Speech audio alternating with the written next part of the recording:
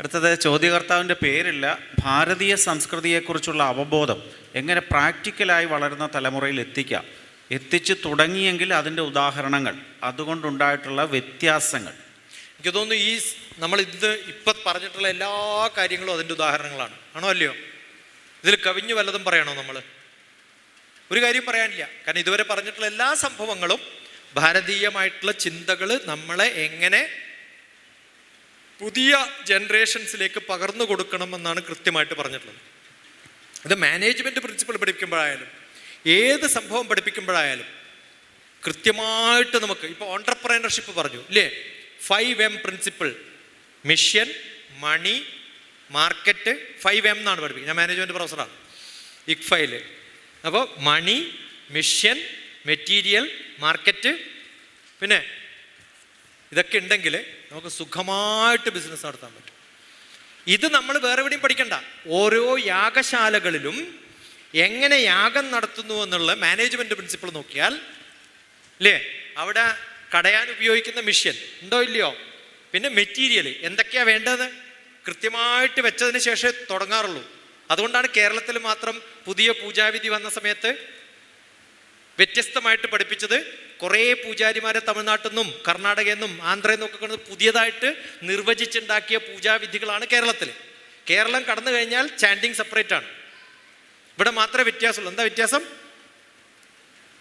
എല്ലാ കാര്യങ്ങളും ചെയ്യുമ്പോൾ മുക്കൂട്ടും ഇല്ലേ? എന്താ കാരണം? തിരി തെളിയിക്കുക, തെളിയിച്ച് തീരുന്നത് വരെ എന്ന് പറഞ്ഞുകൊണ്ടിരിക്കും, എന്നാലേ അടുത്തത് പറയാൻ പറ്റുള്ളൂ. ആ തീരുന്നത് വരെ ഇത് നീട്ടിക്കൊണ്ട് പോകും. അങ്ങനെ പഠിപ്പിച്ചിട്ടുള്ളൊരു സിസ്റ്റം നമുക്കുണ്ട്. അപ്പോൾ ഓരോ മെറ്റീരിയലും എങ്ങനെ ഉപയോഗിക്കണം കൃത്യമായിട്ടുള്ള ഒരു പുതിയ ശാഖ ഉണ്ടാക്കി പഠിപ്പിച്ചാൽ നമ്മുടെ കുട്ടികളെയൊക്കെ ഈ ജ്ഞാനത്തിൽ ഉണ്ടാക്കാം. പഴയതുപോലെ പഠിപ്പിച്ചിട്ട് കാര്യമില്ല. നമുക്ക് എങ്ങനെ ഈ ജനറേഷന് പഠിപ്പിക്കുക എന്നുള്ള വിധത്തിൽ പഠിപ്പിക്കണം. അതാണ് എൻ്റെ നിത്യശ്ലോക പുസ്തകം.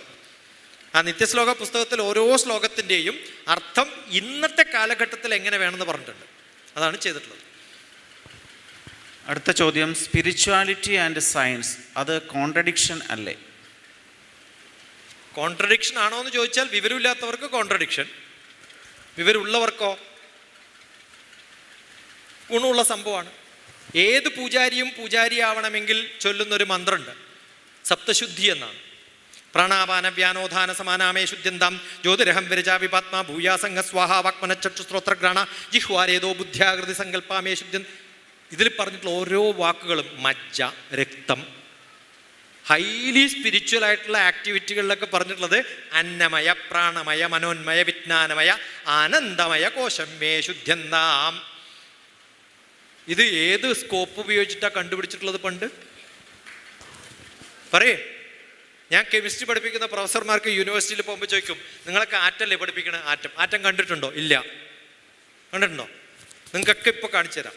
ജലാന്തര ഗതേഭാനോ യത് സൂക്ഷ്മം ദൃശ്യതേരച തസ്യ 30തമോ ഭാഗഃ പരമാണു രതിസ്മൃത. ഇങ്ങനെ പറഞ്ഞാൽ മനസ്സിലാവില്ല, കുറച്ച് സ്ലോയിൽ പറഞ്ഞുതരാം. ജല അന്തര ഗതേഭാനോ, ഒരു ബക്കറ്റിൽ വെള്ളം എടുക്കുക അല്ലെങ്കിൽ ഒരു ഗ്ലാസ്സിൽ വെള്ളം എടുക്കുക, ഒരു ടോർച്ച് ലൈറ്റ് എടുത്തിട്ട് അതിലൂടെ പോകുമ്പോൾ അതിനകത്ത് ചെറിയ സാധനങ്ങൾ മൂവ് ചെയ്യുന്ന കാണാം. എത്ര ശുദ്ധവെള്ളമായാലും ഉണ്ടാവും. ഒരു ഡാർക്ക് റൂമിൽ ഒരു ലൈറ്റ് വരുമ്പോൾ ഇങ്ങനെ പടലങ്ങൾ കാണാം. അതിൻ്റെ പേരാണ് രജഹ. തസ്യ 30, അത് നിങ്ങൾക്കൊക്കെ ഉണ്ട്. ഈ മുടി എടുത്തിട്ട് ആ മുടിയുടെ തിക്നെസ്സിൽ കറക്റ്റായിട്ട് കട്ട് ചെയ്താൽ ഒരു സ്ക്വയർ മുടി ഉണ്ടാക്കിയാൽ എത്രയാണോ അതാണ് ആ പൊടി. അതിനെ തസ്യ 30തമോ ഭാഗഃ പരമാണു രതിസ്മൃത. ആ ഒരു മുടിയുടെ തിക്നെസ്സിൻ്റെ കട്ടിയിൽ നീളത്തിൽ മുറിച്ചാൽ നിങ്ങൾക്ക് കിട്ടുന്നൊരു പൊടിയുണ്ടല്ലോ, സങ്കല്പിക്കാൻ പറ്റുമോ ഇല്ലയോ? ആ സങ്കല്പിക്കാൻ പറ്റുന്നത് 300 ആറ്റംസ് ആണ്. അപ്പോൾ നിങ്ങൾ എത്ര ആറ്റം കണ്ടു? 300 ആറ്റം കണ്ടോ ഇല്ലയോ? ഇനി അടുത്ത ലൈനാണ് അതിനേക്കാളും രസം. തസ്യ 30തമോ ഭാഗഃ പരമാണു രതിസ്മൃത. തീർന്നു. അതിനെ 300 ആക്കിയാൽ നിങ്ങൾക്കൊരു ആറ്റം കിട്ടും എന്ന് പറഞ്ഞു. സങ്കല്പത്തിൽ ഉണ്ടാവണം. ഇനി അത് ആർക്കെങ്കിലും പറ്റില്ല എന്ന് പറഞ്ഞാൽ, അതാണ് ഞാൻ പറഞ്ഞത്, ബുദ്ധിയുള്ളവർക്കും ബുദ്ധിയില്ലാത്തവർക്കും. അത് സ്പിരിച്വാലിറ്റി ഉള്ളവർക്ക് സങ്കല്പത്തിലുള്ള സമയത്ത് അവസാനം കവി പറയുന്നത് എന്തറിയോ? ജ്ഞാനീനാം ദൃഷ്ടിഗോചരഃ, ബുദ്ധിയുള്ള ആൾക്ക് കാണാൻ പറ്റുന്നു. അപ്പൊ നമ്മളൊക്കെ സങ്കല്പങ്ങളാണ്. അപ്പോൾ where science ends which we cannot explain, spirituality starts. ഞാൻ ഭക്ഷണം കഴിക്കുന്നത് എങ്ങനെയാണ് ദഹിക്കുന്നതെന്ന് അറിഞ്ഞിട്ടേ കഴിക്കുള്ളൂ എന്ന് പറഞ്ഞാലോ ഒരു ഡോക്ടർമാരും പോലും കഴിക്കാൻ പറ്റില്ല. ഈ കിഡ്നി എന്ന് പറയുന്ന സാധനത്തിൻ്റെ 10% പോലും എങ്ങനെയാണ് വർക്ക് ചെയ്യുന്നത് അവർക്കറിയില്ല അല്ലേ? ഓരോ മെഡിസിനും കയറ്റുമ്പോൾ, കീമോതെറാപ്പി കഴിക്കുമ്പോൾ കുറേ മെഡിസിൻ അടിച്ച് കയറ്റിക്കഴിഞ്ഞാൽ അതിൽ പാരാമീറ്റേഴ്സ് നോക്കിയിട്ട് സോഡിയം, പൊട്ടാസ്യം ഇതൊക്കെ നോക്കിയിട്ട് അതിനെ സബ്സ്റ്റിറ്റ്യൂട്ട് ചെയ്യുമ്പോൾ വേറെ ഷൂട്ട് ചെയ്യും. എന്തേ കറക്റ്റായിട്ട് മെഷർ ചെയ്യാൻ പറ്റാത്തത് ഇന്ന് വരെ ആർക്കും സാധിച്ചിട്ടില്ല. അപ്പോൾ സയൻസ് എവിടെ തീരുന്നു? അവിടെ തീരുന്നു. മെഷർ ചെയ്യാൻ പറ്റുന്നതും മെഷർ ചെയ്യാൻ പറ്റാത്തതും. എക്സ്പീരിയൻസ് കിട്ടുന്നതാണ് സ്പിരിച്വാലിറ്റി. എക്സ്പെരിമെൻ്റബിൾ ആണ് എന്ത്? സയൻസ്. എക്സ്പെരിമെൻ്റ് ചെയ്യാൻ പറ്റാത്ത എക്സ്പീരിയൻസ് ചെയ്യുന്ന കുറേ സാധനങ്ങളുണ്ട്. ഇപ്പോൾ അമേരിക്കയിലൊക്കെ പോയിട്ട് എനിക്ക് കാല് വേദന എന്ന് പറഞ്ഞാൽ ഉടനെ അവർ ചോദിക്കുകയെന്ന് വെച്ചാൽ 10 എത്ര വേദന? 8.5 വേദന എത്ര എന്ന് പറയണം. അപ്പോൾ അതിനനുസരിച്ചിട്ടാണ് മെഡിസിൻ. അപ്പോൾ എൻ്റെ സ്മാർട്ടായിട്ടുള്ള ചില പിള്ളേരുണ്ട് 3.25. ആർക്കെങ്കിലും മെഷർ ചെയ്യാൻ പറ്റുമോ? അപ്പോൾ അങ്ങനെ മെഷർ ചെയ്യും. അപ്പോൾ ഞാൻ ഒരു ചോദ്യം ചോദിക്കാം, അമ്മയ്ക്ക് നിങ്ങളോട് എത്ര സ്നേഹമുണ്ട്? മെഷർ ചെയ്യാൻ പറ്റുമോ? ടാഞ്ചിബിൾ, ഇൻടാഞ്ചിബിൾ 2 സാധനമുണ്ട്. കാണാൻ പറ്റുന്നതും കാണാൻ പറ്റാത്തതും തമ്മിൽ വ്യത്യാസം ഇല്ലേ? അപ്പം ടാഞ്ചിബിൾ ആണ് സയൻസ് എങ്കിൽ ഇൻടാഞ്ചിബിൾ ആണ് spirituality. That is beyond tangible. Tangible ആണെങ്കിലും അത് കാണുമ്പോൾ നമുക്കുള്ളൊരു സുഖമുണ്ടല്ലോ, അത് മെഷർ ചെയ്യാൻ ആർക്കും പറ്റില്ല. ആ മെഷർമെൻറ്റ് കൂടി വരുമ്പോഴാണ് ഇൻടാഞ്ചിബിൾ പ്ലസ് ടാഞ്ചിബിൾ ടുഗദർ, മെറ്റീരിയലിസ്റ്റിക്കും സ്പിരിച്വലും കൂടി ചേരുമ്പോഴാണ് ജീവിതം പൂർണ്ണമാവുന്നത്. അതല്ലെങ്കിൽ 30% ബാക്കി 70% വേക്കൻ്റ് ആയിട്ട് കിടക്കും. അതാണ് മാറേണ്ടത്. അത് മാറിയാൽ നമ്മൾ സ്പിരിച്വലായി. എല്ലാവർക്കും ഉണ്ട് സ്പിരിച്വാലിറ്റി, പക്ഷെ അത് മൂടി പൊതഞ്ഞ് കിടക്കുകയാണ്. ആ പൊടിയൊന്ന് നീക്കിയാൽ നന്നാവും. ഒരു ചോദ്യം ഇംഗ്ലീഷിലാണ്. അദ്ദേഹം ഉദ്ദേശിച്ചത് ശ്രീനാരായണ ഗുരുദേവൻ എന്തുകൊണ്ടാണ് ശ്രീകൃഷ്ണൻ്റെ വിഗ്രഹം സ്ഥാപിക്കാതെ ശിവൻ്റെ വിഗ്രഹം പ്രതിഷ്ഠിച്ചത്? അദ്ദേഹത്തിൻ്റെ പേരെന്നെ നാരായണൻ എന്നാണ്. ആണോ അല്ലയോ? ആണോ അല്ലയോ? അപ്പോൾ സ്വയം നാരായണനായിരിക്കുന്ന ഒരാൾ പിന്നെ ബാക്കി പ്രതിഷ്ഠിക്കേണ്ടത് ആരുടെയാ? രാമൻ പ്രതിഷ്ഠിച്ചത് ആരുടെയാ? രാമൻ്റെ വിഷ്ണുവിൻ്റെ പ്രതിഷ്ഠിച്ചിട്ടുണ്ടോ? ഇല്ല. പക്ഷെ നാരായണന് അത്ര ഇഷ്ടമുള്ള പേരായിരുന്നില്ല നാരായണൻ. എന്താ കാരണം? നാരായണന് ആരും വിളിക്കാറില്ല നാരായണനെ. അതുകൊണ്ട് ഏറ്റവും ഇഷ്ടമില്ലാത്തൊരു പേരേതാന്ന് ചോദിച്ചാൽ ശ്രീനാരായണ ഗുരുവിന് ഏറ്റവും ഇഷ്ടമില്ലാത്തൊരു പേരേതാന്ന് ചോദിച്ചാൽ നാരായണൻ എന്നാണ്. കാരണം എല്ലാവരും കീഴ്ജാതി എന്നൊരു സമ്പ്രദായം ഉണ്ടായിരുന്ന കാലത്ത് നാരായണൻ എന്ന് വിളിക്കരുത്, അതിന് പകരം നാണു എന്നാണ് വിളിച്ചുകൊണ്ടിരുന്നത് അല്ലേ? പുസ്തകത്തിലൊക്കെ വായിച്ചിട്ടില്ലേ? അപ്പോൾ അതിന് ശ്രീനാരായണ ഗുരു പറഞ്ഞ ഒരു ഉത്തരമുണ്ട്. എന്താ അറിയോ? ന അണു, ഞാൻ ചെറുതല്ല എന്നാണ്. അപ്പോൾ നാരായൺ ന അണു, ഞാൻ ചെറുതല്ല എന്നതാണ്. പിന്നെ ഏറ്റവും പ്രായം കൂടിയ ഭഗവാൻ ആരാന്നറിയോ? അത് ശിവനാണ്. നമുക്കൊക്കെ അറിയുന്ന രാമായണ കഥ നമ്മളൊക്കെ അറിഞ്ഞത് ശിവൻ ആർക്ക് പറഞ്ഞു കൊടുത്തിട്ടാ അല്ലേ? ഏറ്റവും മഹാനായ ഈശ്വരൻ എന്ന് പറയുന്നത്, സമാധിയുടെ ഈശ്വരൻ എന്ന് പറയുന്നത്, കൈലാസത്തിൽ പോയി വന്ന ആളാണ്. അപ്പോൾ സമാധിയുടെ ഈശ്വരൻ എന്ന് പറയുന്നത് നമ്മളെയൊക്കെ സംബന്ധിച്ചിടത്തോളം ശിവനാണ്. എൻ്റെ ഒരു ബുക്കുണ്ട് ആദിപരാശക്തി എന്നുണ്ട് മലയാളത്തിൽ. ഓരോ ശിവനും ബ്രഹ്മാവും വിഷ്ണുവും അവരായത് തന്നെ ആദിപരാശക്തിയെ നല്ല പോലെ പ്രാർത്ഥിച്ചിട്ടാണ്. അപ്പോൾ നാരായണൻ ഏറ്റവും ഭക്തിയുള്ളത് ആരോടെന്ന് ചോദിച്ചാൽ ശിവനോടായിരുന്നില്ല, ദേവിയോടായിരുന്നു, അമ്മയോടായിരുന്നു. ഇപ്പോൾ ശ്രീനാരായണ ഗുരുവിന് ഏറ്റവും ഇഷ്ടപ്പെട്ട ഭഗവതി ആരാന്ന് ചോദിച്ചാൽ വർക്കലയിൽ ദേവിയുടെ സ്ഥാനമുണ്ട്. ശ്രീനാരായണ ഗുരു ഡോക്ടർ ടിപ്പിയസ് കുറേ ഇൻ്റർവ്യൂവും കുറേ ലെക്ചറും കൊടുത്തിട്ടുണ്ട്. ഞാൻ കുറേ ഉണ്ട്, പറഞ്ഞാൽ തീരാത്തത്രയും. ഞാൻ തമാശയൊക്കെയായിട്ട് നമ്മൾ പറയും, കുറേ നമ്മൾ ജാതിയുടെയൊക്കെ കാര്യം പറഞ്ഞല്ലോ.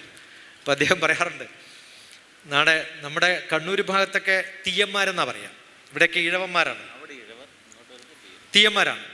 അപ്പോൾ അദ്ദേഹം കണ്ണൂർ വന്ന സമയത്ത് കുറേ ആൾക്കാരിൽ ഒരു ക്രിസ്ത്യാനി പോയിട്ട് പറഞ്ഞു, ഒരു ജാതി, ഒരു മതം, ഒരു ദൈവം, മനുഷ്യൻ എന്നാണല്ലോ പറഞ്ഞത്. ആ ജാതി ഏതാ മാഷെന്ന് ആരോടാ ചോദിക്കണേ? ഞാൻ നിങ്ങളുടെ ജാതിയിലല്ല. ആരാ പറഞ്ഞേ?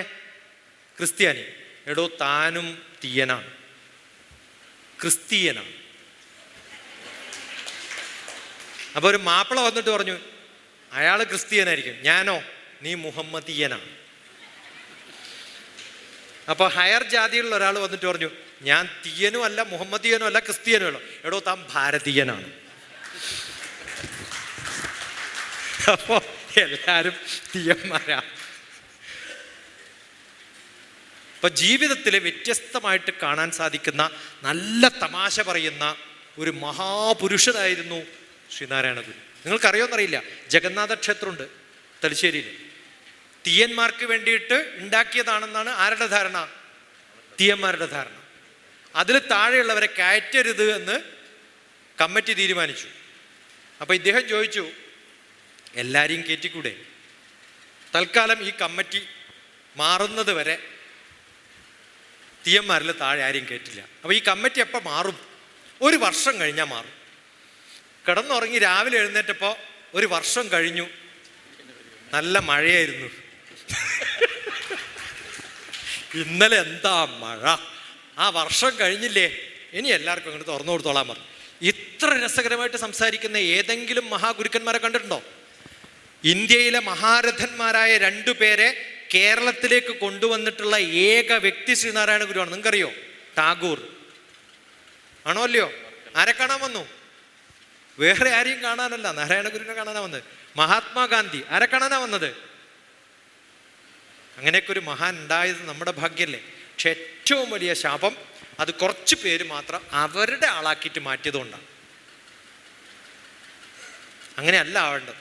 അദ്ദേഹം എഴുതിയിട്ടുള്ള ലിറ്ററേച്ചർ 10-40 പുസ്തകങ്ങൾ അങ്ങോട്ട് ഇങ്ങോട്ട് നോക്കിക്കഴിഞ്ഞാൽ മലയാളത്തിൽ ഒരു ലേശം പോലും സംസ്കൃതമോ തമിഴോ ചേരാതെ, തമിഴിലെ ഒരു ഗ്രന്ഥത്തിൽ പോലും മലയാളമോ സംസ്കൃതമോ ചേർക്കാതെ, സംസ്കൃതത്തിലെ ഒരു ഗ്രന്ഥത്തിൽ പോലും വേറെ ഭാഷകളില്ലാതെ ഇങ്ങനെ എഴുതാൻ പറ്റുന്ന 3 ലാംഗ്വേജിൽ പാരലലി എഴുതുമ്പോൾ പോലും കലർത്താതെ എഴുതിയിട്ടുള്ള ഏതെങ്കിലും കവികളെ, ഏതെങ്കിലും എഴുത്തുകാരെ കാണാൻ പറ്റുമെന്ന് വെച്ചാൽ സാധിക്കില്ല. എന്ത് മഹാനാണെന്ന് ആലോചിച്ച് നോക്കണം. വായിക്കണം, നല്ലപോലെ വായിക്കണം, വായിച്ച് പഠിക്കണം. അപ്പം നാരായണനോട് കുറച്ച് വിരോധം ഉണ്ടായിട്ടുണ്ടാവും, അതുകൊണ്ടാവും, ഇത്രയൊക്കെ പറയാൻ പറ്റുള്ളൂ. അല്ലെങ്കിൽ നമുക്ക് ചോദിക്കാം. നമ്മളൊക്കെ കൃഷ്ണരാമ ഗോവിന്ദ എന്നുകൊണ്ട് അങ്ങോട്ട് പോകുമ്പോൾ അദ്ദേഹം അവിടെ ഉണ്ടാവുമല്ലോ അല്ലേ? അങ്ങോട്ട് പോകാൻ ഭാഗ്യം കിട്ടി അവിടുന്ന് ചോദിക്കാം, അപ്പോൾ നമുക്ക് ഉത്തരം കിട്ടും. നമ്മളുടെ 2-3 ചോദ്യങ്ങൾ കൂടി ഇവിടെ ഉണ്ടെങ്കിലും നമ്മുടെ സമയം 8:30 എനിക്കൊക്കെ. ഇനി ആർക്കെങ്കിലും ചോദ്യം ഉണ്ടെങ്കിൽ 95020388875 അല്ലെങ്കിൽ ഇന്റർനെറ്റ് പോയിട്ട് ഡോക്ടർ TPS എന്ന് ടൈപ്പ് ചെയ്യുക. അവിടെയൊക്കെ എൻ്റെ നമ്പർ ഉണ്ടാവും.